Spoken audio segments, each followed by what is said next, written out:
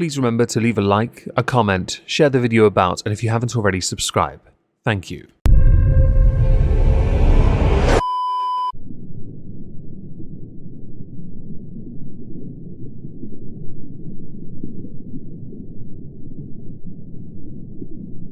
Well, isn't this just fantastic? Captain's Log, Supplemental. The year of 2023 has been a bad one for social progress, people holding each other back with excuses for inaction, rather than demonstrating some form of extroverted fortitude, essentially leading by example, to push themselves to be better. You can argue then that 2023 sucked for positivity as a whole. Hello everyone, welcome to a new video, kind of. It's not and it is. I want to review the year 2023 for body positivity, for what it's meant to be, and how it is frequently misinterpreted and appropriated by others who would simply like to conflate it with that of fat acceptance. I can fully endorse body positivity in its correct form. I cannot endorse it if it promotes fat acceptance. Someone's going to ask why. For years I have covered the dainty queens of mukbanger world. I think we know why. It is an unhealthy attitude to go down that path and then to try and make it seem like that's the best version of you, and that you should be championed because you are also marginalised. I mean, you are marginalised if we're going to be pedantic about it, but you're not.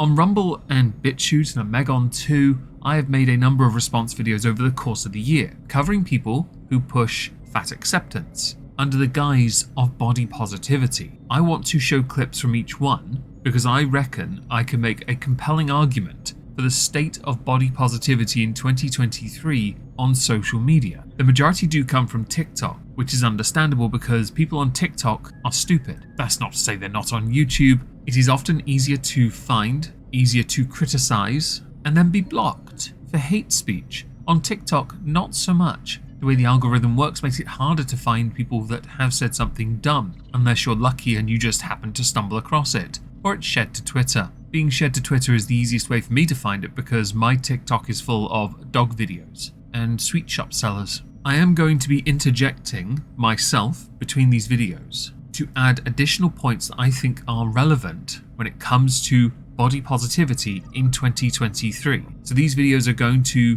paint a picture, if that makes sense. So I'm not going to include a timestamp for skipping because there's no point. This is going to be a response to multiple responses. Yeah, but done in a way to make my point. So cherry-picked, quote mined, and obviously if you're watching this, I will aid you in finding your confirmation bias. I know the buzzwords too, you know. The subject matter of the day comes from the TikTok account of More Than Tracy T and concerns dating preferences. If you do not date fat people because you just happen to view fatness as neutral but not be particularly attracted to it, fine. That's a preference. You know, I'm glad we can agree on something. If you don't date fat people because you think being fat means that they are gross, lazy, live an unhealthy lifestyle, or are embarrassing to be seen with in public, that's fatphobic. Do her or you are a bigot. Underneath, doesn't this perpetuate culture by shaming men into doing them? Sex through being called a bigot is removing their capacity to consent through coercion and/or blackmail. But to insist your preference is for people who aren't lazy, sloppy, and disgusting and unhealthy, meaning that means you prefer skinny people because all fat people are those other things?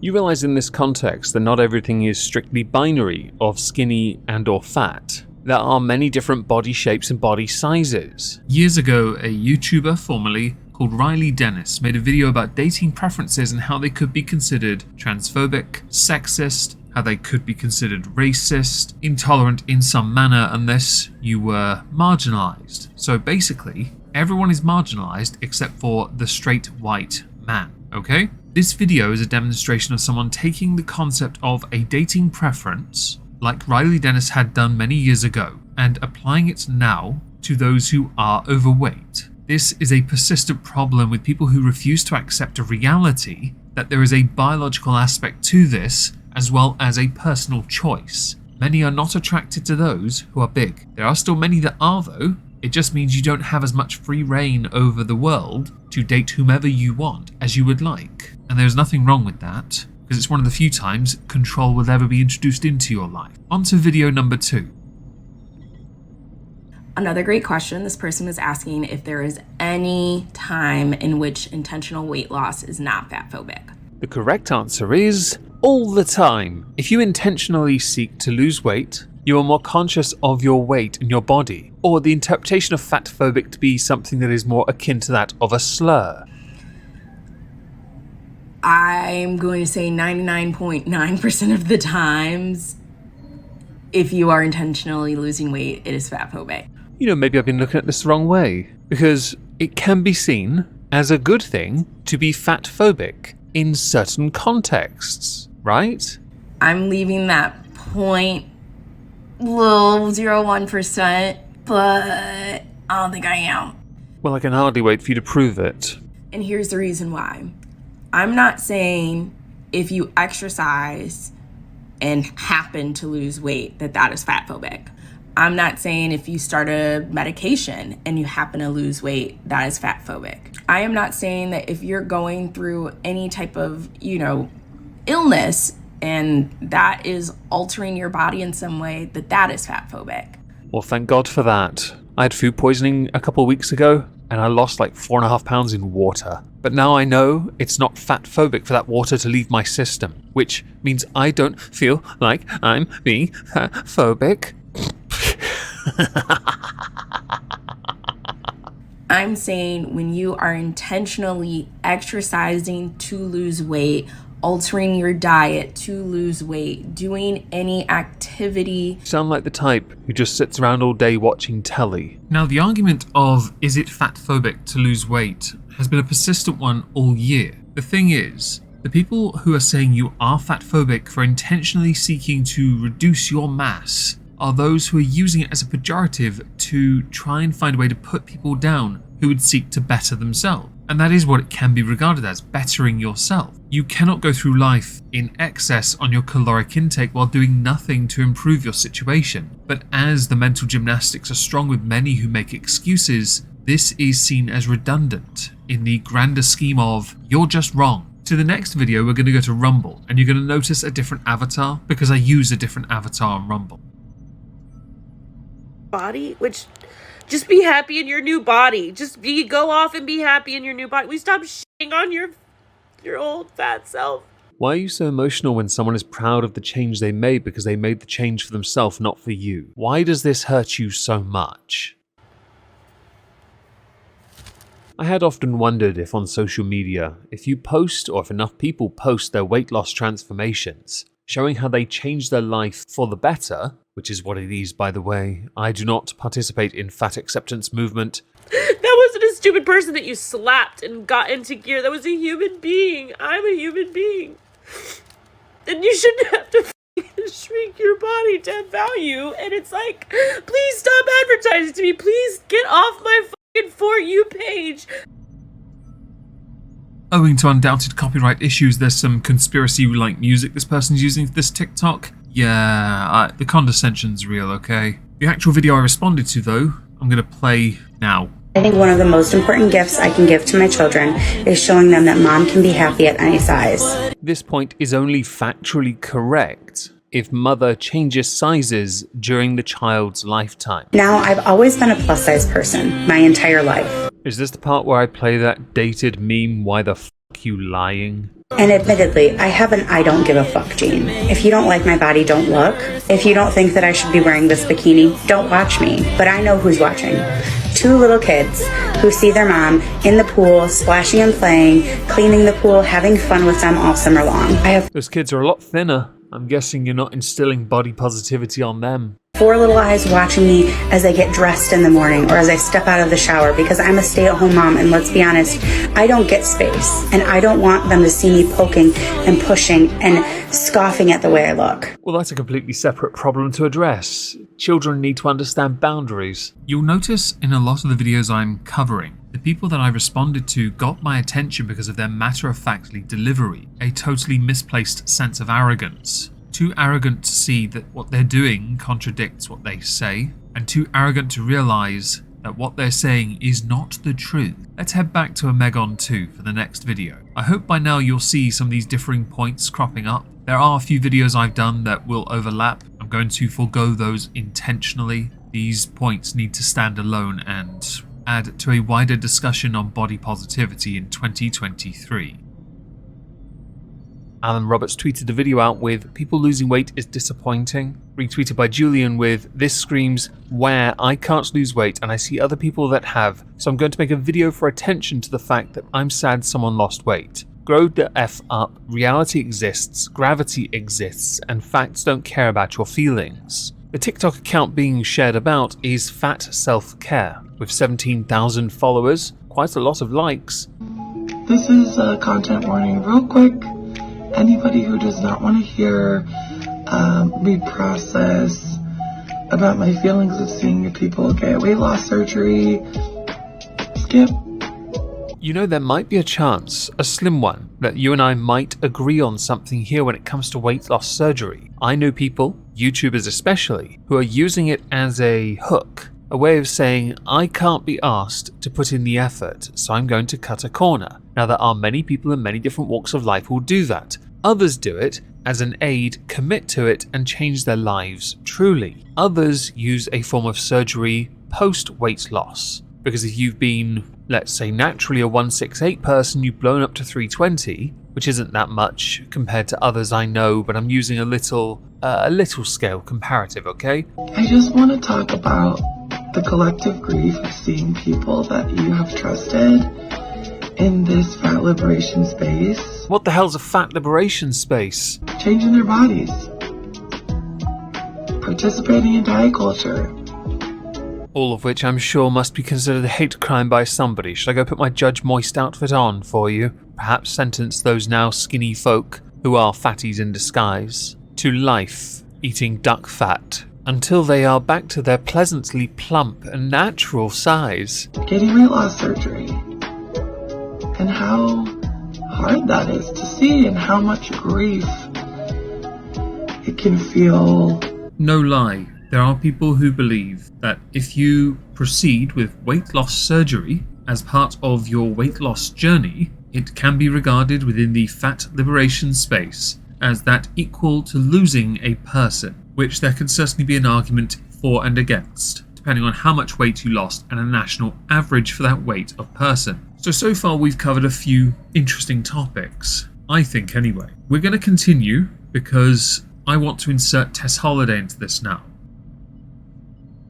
Hey y'all, I'm at the airport and I'm still fully processing that I spoke at the UN yesterday.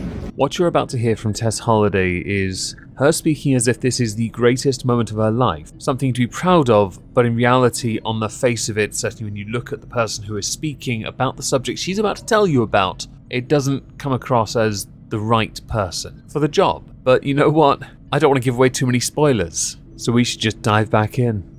And it was the first time that they have talked about eating disorders inside the walls of the UN, and I think I've cried so many times just thinking about that moment. I don't know why. The UN is not taken seriously by anyone. I'm wearing Anne Nicole Smith today, you know, our queen. I might be too English for this. I don't know what that means. Is she the queen of eating disorders? And, you know, Elisa Donovan, who's Amber from Clueless, the reason I'm a redhead, moderated the panel. Who? Do I have to go find an article with pictures of you and your panel talking? Okay, so I googled Tess Holiday UN speech. Apparently Google gave me sod all. I also went to the UN's Twitter account and again found sod all. Lots of tweets promoting the concept of diversity is a strength, not a threat. Brought to you by Blacked. She also has suffered with an ED in the past, and I just kept thinking, what is my life? A parody? A meme? By all means, posit your theory in the comments down below how many meals she totally didn't skip to do this catwalk. I'm like this trailer trash from Mississippi, sitting on this panel next to Harvard professors. I'll be honest with you here, Tess. Even Harvard professors compared to us English are white trailer trash. You have those within society who are held to a higher standard of empowerment only, not the higher standard of actually being a positive influence for others. Tess Holiday has latched onto a few identities that I do not believe, and many do not believe, belong to her. But she will use it because she thinks that she is marginalised. Therefore, she is an authority on these issues. The UN speech itself went under the radar, much like what she does now, really. So where are they now this year on her, if you haven't seen this already? Because people aren't buying what she sells as much as they used to, which is why a lot of those I cover don't really get much in the way of traction. Let's head back to Rumble, because there's a few more arguments that need to be made and debunked. Hold on. We got some reminders we need to get through, okay? Number 1, being fat is normal and cute. I've been told beauty is in the eye of the beholder. That might be the only way that could be applicable. Yeah, those are synonymous, okay? Normal and cute, okay? Being fat is cool. Number 2, wear whatever you freaking want.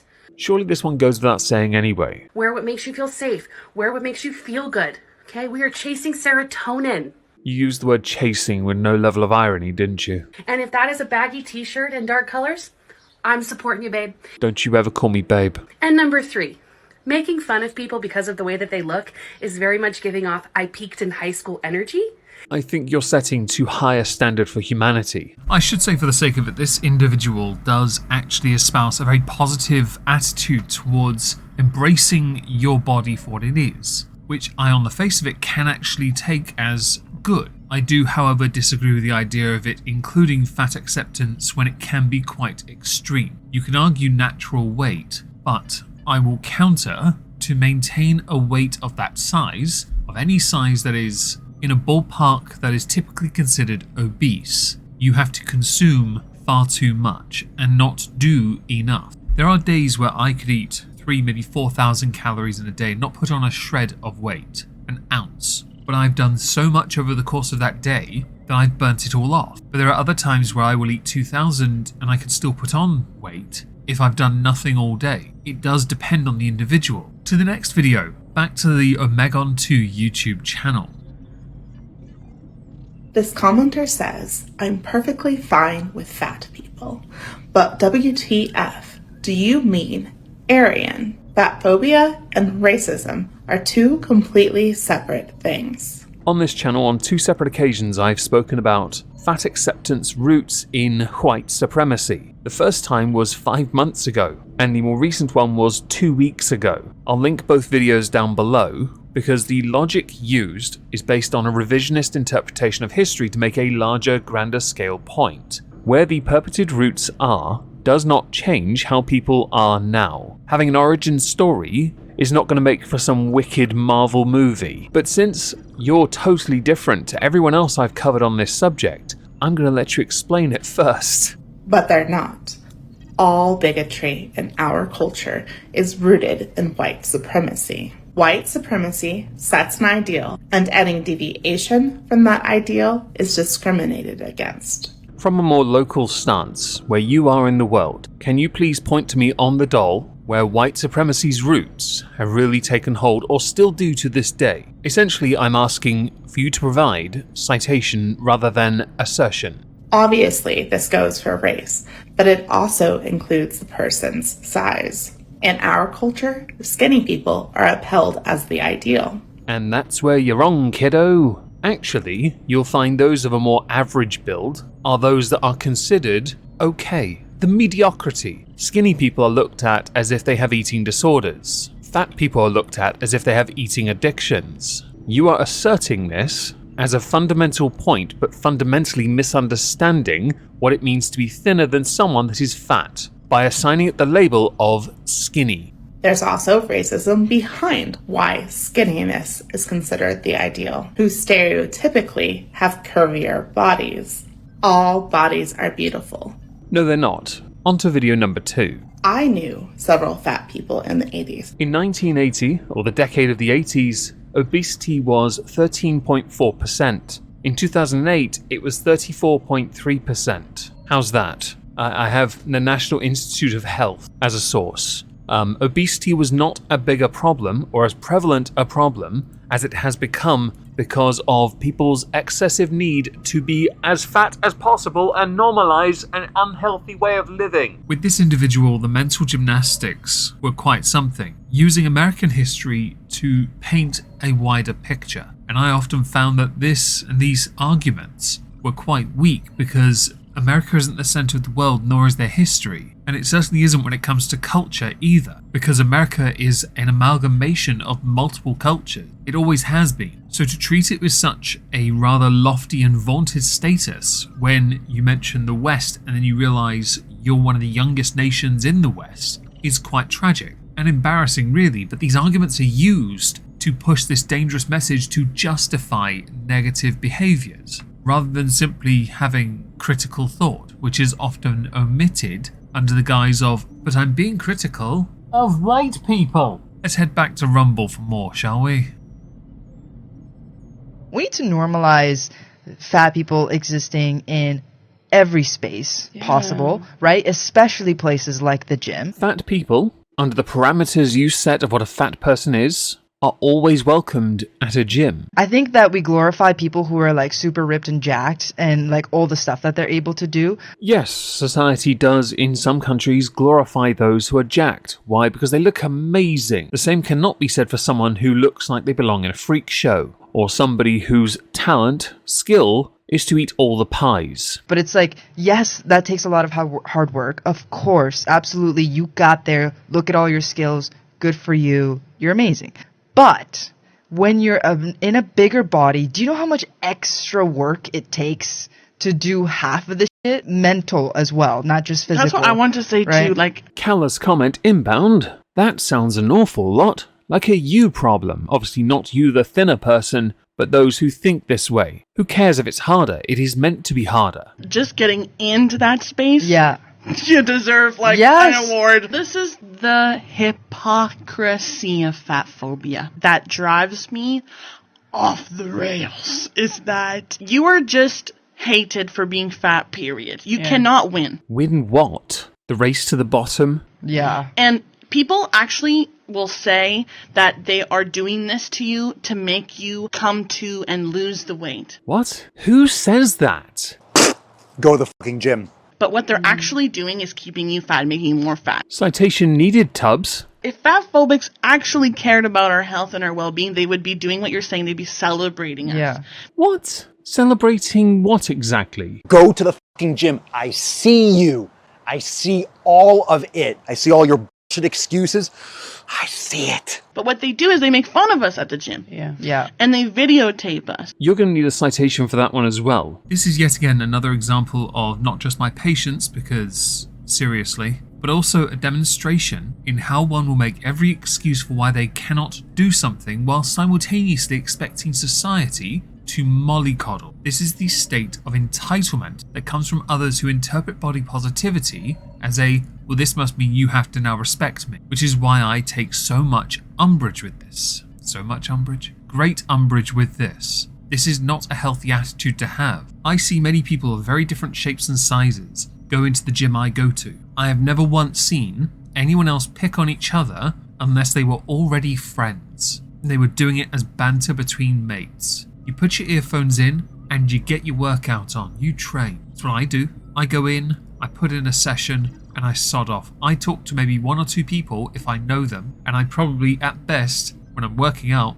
might nod in their direction, and that's it. Focus on the task at hand. Don't use an excuse to stop yourself from living your life, because if you do, you let others control you, and that's the point. There's no positivity to be found if you expect it. Body positivity has encouraged so many people of all sizes to feel comfortable in their bodies, which is obviously positive. If that is the intended purpose of body positivity, then I can agree with you. However, body positivity also promotes something else. It's all well and good being comfortable in the body you're in, but it also promotes a negative quality, one that allows people to be as lazy as they want to be, or use it as a way of masking their laziness. We all deserve to feel respected and have dignity. you will find that that is a mythical concept. We deserve respect and dignity. Never expect nor demand respect, therefore deserving respect is also a part of that. But I'd like for us to admit that straight-sized bodies look to be more and more represented in this space at the expense of seeing other body types. And there is one very good reason for that. It's not just about how in those spaces one wants to maximize it with as many different types of people as possible. Also because those people being represented more than you are more common. Like the fat bodies that was originally created to center and advocate for. According to a video I did last week, those same fat bodies it's meant to represent weren't meant to be for white people. No, what society has told you not to be, and fatness is on that list. So there's this aspect of like fatness being like the monster under your bed. It's this impending doom where you're like, at any moment I could do something and I could become fat, or like I could let go of my restrictions, right? Like letting yourself go is this idea of like, if you've let yourself go, you've gotten fat. And I love to think of this idea of like letting go, like to let go of something sounds so freeing. So the argument made right at the end there, letting go is so freeing. It isn't though, because if you let go of the control, you let go of the restraint, you run the risk of harm. It's why we are taught control. Without it, we descend into chaos or blob. That's what happens. I have had a weekend of having to really use that block button over on the other app. She means Twitter. As a video went down an algorithm I wish it didn't, but here we are. That's not what happened though. What happened was your video was noticed by people who believe you're pushing a bad message, and they decided to share it on Twitter because your bad message needed to be seen by others who share their views. And when fat phobes have no creativity, their go-to comment is go to the gym or eat a salad, right? That's their go-to comment. And I must have deleted hundreds of that variation over the weekend. And whenever I read that, my initial reaction, my initial defense is, but I do go to the gym. Or I do eat a salad. I love salad. And I have to catch myself because that is my own internalized fat phobia. No, that's you wanting to correct people, but then realizing it wouldn't matter if you say it. They will then reply with, going to the gym and doing something at it are two totally separate things. Or you saying you eat a salad does not count if you wipe out an entire field in one sitting. Stop trying to find a way to pigeonhole so you don't have to address a problem. An elephant in the room, and no, that's not a fat joke. As you may have noticed in that video, there were 3 separate videos I was responding to, but it was the same user. The first video actually was what drew my attention, and it was found on Twitter. This person then, upon being called out for it, went immediately defensive. They went very defensive, very block happy, because why have any critical thought or comments when one can protect and insulate, reinforce their echo chamber? Sometimes the truth is a hard thing to hear. A hard pill to swallow, perhaps, if you prefer that analogy. But truth has to be spoken. You may not like it, but you cannot go through life ignoring reality unless you're in an asylum and you're not on your meds. Now I'm going to show you one more video from Omegon 2 titled Fat Acceptance and Body Acceptance, because the user in question gives 2 separate definitions to 2 separate things, but also conflates them at the same time. Let's talk about body positivity and body acceptance. Yay. Body respect. Some of the differences between these terms. Generally speaking, one of them is the umbrella term for the other 2. So we hear body positivity a lot, and I love the energy of it. I can agree with an aspect of that. Can I help you, Tilly? Meow? Yeah. Who's a good kitty kitty? Yeah, you are. Meow? I love, yes, let us be positive, let us be delighted in our bodies. Based on the amount of content currently produced on your account, I'm more inclined to believe you're quite new to the internet, so allow me to give you a lesson about what the internet thinks about that. No, Papa Swallow's right. Go to the gym. Go to... Hold on. Yellow. Ha! I have them right here. Oh yeah, I'll tell them. Abso-fucking-lutely. You can count on me. Of course. You got it. Anytime. The best. Go to the fucking gym. And also that's a tricky thing for a lot of folks to do. Positivity is great, but there's also such a thing as toxic positivity. Up until this moment, I had never heard of the term toxic positivity, and because I've been on the internet long enough, positivity. Toxic positivity is the pressure to only display positive emotions, suppressing any negative emotions, feelings, reactions, or experiences. It is claimed to invalidate human experience and can lead to trauma, isolation, and unhealthy coping mechanisms. I wonder what kind they'd be in the context of body positivity.